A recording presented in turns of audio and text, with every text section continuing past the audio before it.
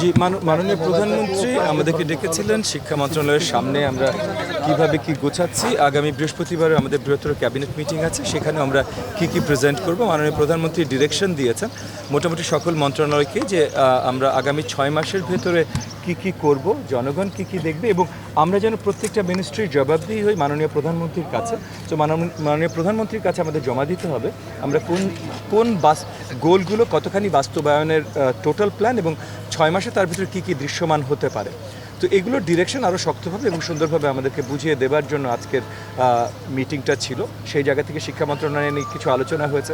সামনে এসএসসি পরীক্ষা আছে, আরও কি আছে যেগুলো নিয়ে আমাদের এখন ইমিডিয়েট অনেক কনসার্ন আছে, সেগুলো আমরা কিছু দূর মাননীয় প্রধানমন্ত্রীর সাথে শেয়ার করেছি এবং মাননীয় প্রধানমন্ত্রী আমাদেরকে এগেন ওভারঅল যে শিক্ষাঙ্গন নিয়ে ওনার ভিশনটা আছেন সেটার আলোকে আমাদেরকে আরও ইনস্ট্রাকশনস দিয়েছেন এবং এগুলো আগামী ক্যাবিনেট মিটিংয়ে ওভারঅল ক্যাবিনেটের সামনে আমরা প্লেস করবো ইনশাআল্লাহ।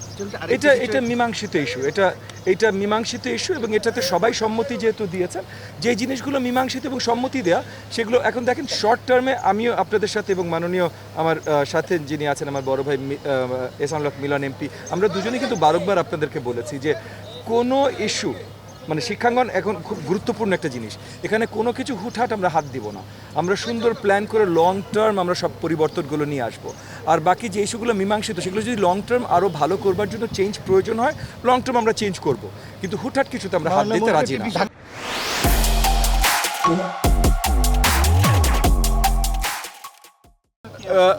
ওনার যেই পদত্যাগপত্র উনি জমা দিয়েছেন এবং মন্ত্রণালয় থেকে সেটা নিয়ে যে অফিসিয়াল ডিসিশন এসছে সেটাতে উনি একটা পার্টিকুলার তারিখ পর্যন্ত কন্টিনিউ করবেন till office is handed over.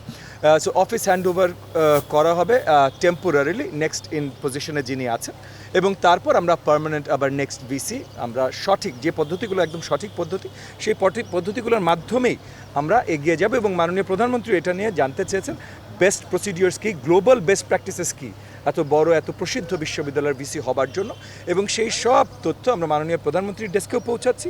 আগামীতে এই ডিসিশনগুলো যেন দেশ জাতির জন্য সবচেয়ে ভালো ডিসিশন হয়, শিক্ষাঙ্গনের জন্য সবচেয়ে ভালো ডিসিশন হয়, সেই দিকে আমাদের এবং স্পেশালি মাননীয় প্রধানমন্ত্রী শক্ত নজর আছে।